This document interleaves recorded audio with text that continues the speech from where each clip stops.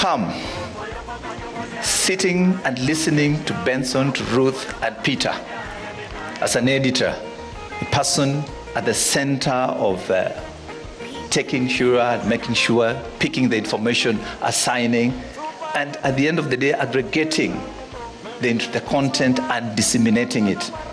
What is your take? Do you think we have missed something in the course of this conversation as the media? Are we touching base, or we are doing our own things?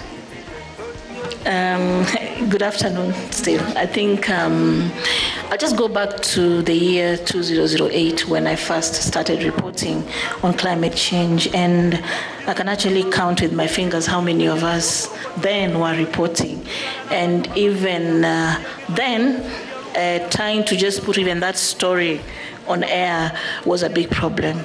And I think at the time, in 2008, climate change was a distance. I mean, we could not relate it with what was happening, because I think we were reporting climate change with the effects of coal mining in Poland, with the Maldives that were about to just sink. And I remember we even covered a small cabinet session that went on under the sea in the Maldives. So the climate change in the beginning, I think we could not relate with it.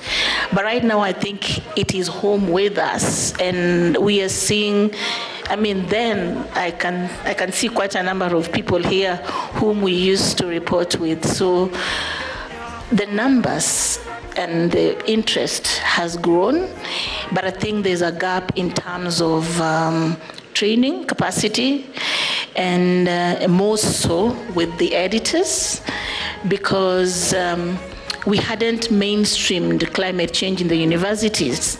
I mean, right now, I know UN has, they're now doing even a master's degree in climate change and everything. Most of us have learned climate change just at work.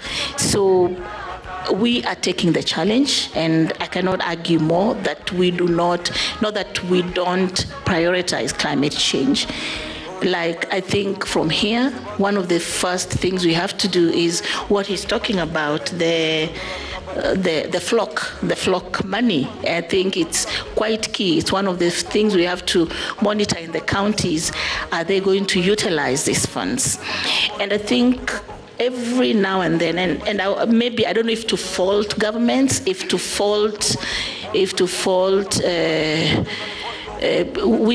the last session, the last COP, there was a big deal about loss and damage, the fund itself.